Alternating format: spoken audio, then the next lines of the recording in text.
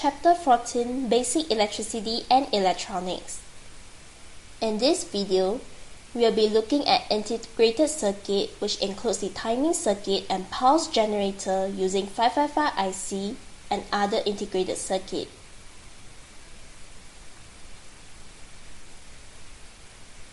Integrated circuit, also known as silicon chips, are tiny circuits etched into chips of silicon.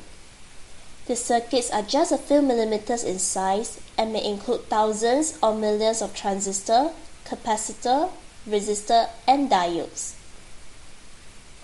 There are thousands of IC available for different electronic tasks. They are identified by a number printed on the top. Some ICs have more pins than others, and in this video, we'll be focusing on the 555 IC. The 555 IC has 8 pins. When viewing the 555 timer from the top with the notch to the left, the pins are numbered anti-clockwise from the bottom left. There are few pins to take note in terms of their functions when connected in the circuit. The pins are pin 2, whereby this pin is where the current or voltage enters the chip and starts the timing sequence or starts to count. For pin 3, this is where the current comes out after the timer has completed counting. For pins 6 and 7, they are usually connected to a variable resistor and capacitor. Variable resistor allows time delay to be varied, and capacitor with a higher value used can have a much longer time delay. Now, let's move on to look at the timing circuit that uses 555 IC. In terms of timing circuit, we have looked at the timing circuit that uses a capacitor and transistor. However, timing circuit using capacitor and transistor do not provide accurate timing. This is because transistors tend to switch on or off slowly at the end of the time period, making it difficult to know exactly when the time is up. Hence, to make a more accurate timing circuit, we will be using an integrated circuit called the 555 timer. The circuit below is a simplified version of the 555 timer circuit. When the switch is pressed, a current or voltage will go into the IC through pin 2 and the chip begins to start counting. When it has finished counting, it pulses a current or voltage from pin 3 and the voltage from pin 3 switches a transistor on and allows the LED to light. The time from pressing the switch to the LED lighting could be anything from 1 second to 20 minutes. Moving on to look at the actual connection, the circuit shown is for the timer to off a circuit. Notice the circuit connection. For timer to off circuit, pin 2 is connected to a trigger switch to start timer, and pin 3 is connected to 0 volt. Pins 6 and 7 are connected to variable resistor to vary the time delay and the capacitor to have longer time delay. When switch S1 is momentarily closed, the LED lights up and the capacitor begins to charge. As the capacitor becomes fully charged, the 555 IC switches off the LED and the LED will remain off until the switch is pressed again. The time delay before LED switches off is determined by the capacitor and 1 amp resistor. The time delay can be varied by adjusting the variable resistor, and if longer delay needed, a high value capacitor can be used. In short, the length of the time period, which is how long the output is on for, is determined by the resistor or capacitor network, which is connected to pins 6 and 7.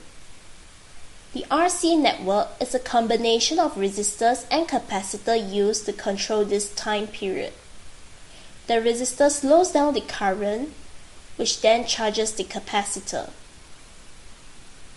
So, to turn on the circuit, only the connection of pin 3 has changed to connect to the positive terminal. In addition, Ensure that the cathode of LED is connected to pin 3. Thus, when switch S1 is momentarily closed, the capacitor begins to charge up, and as the capacitor becomes fully charged, the 555 IC switches on the LED, and the LED will remain on until the switch is pressed again. Coming to the pulse generator, it is a circuit that continually switches on and off like a flashing light. The number of times the circuit switches on and off per second is called frequency and is measured in Hertz. A current which switches on and off once per second has a frequency of 1 Hz. Higher frequency are measured in kilohertz or megahertz.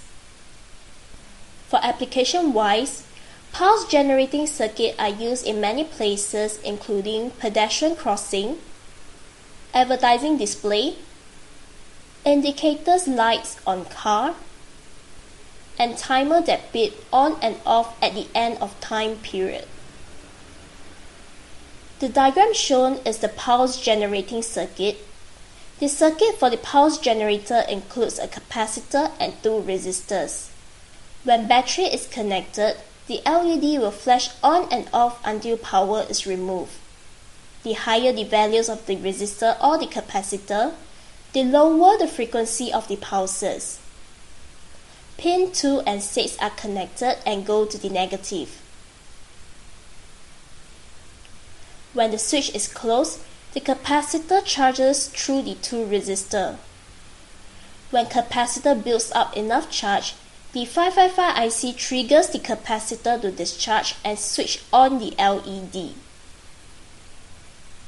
The capacitor continues to discharge until it is low enough.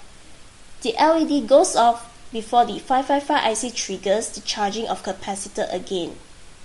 This cycle is then repeated. Besides the 555 IC, there are other integrated circuits available. The 4017 decade counter is a 16-pin IC that counts up to 10. It has 10 outputs that are switched on one after another each time the switch S1 is pressed on. If an LED is connected to each output, there will be switched on one at a time each time the switch is pressed on. The switch can be replaced by a sensor such that the IC would count each time there's a change from light to darkness. Lastly, the 4026 7-segment display driver. It is used with 7-segment LED display to count from 0 to 9 and is commonly used for electronic display boards and clocks. The pins labeled A to G on the IC must be connected to the pins labeled A to G on the 7-segment display. So, how does it work? Each time switch S1 is pressed on, the IC increments the display by 1. The switch can be replaced with sensors such as the light-dependent resistor, such that the 7-segment display would show an increment of 1 each time there's a change from light to darkness. Switch S2 is used to reset the display to 0. Now, let's see what we have learned. After watching this video, you should know what is an integrated circuit, understand and know the use of 555 IC in timing circuit and pulse generator, and lastly, know the existence of other IC in the integrated circuit, which includes the 4017 decade counter and 4026 7-segment display driver. That's the end of the video. You may now proceed to the next section. Chapter 14.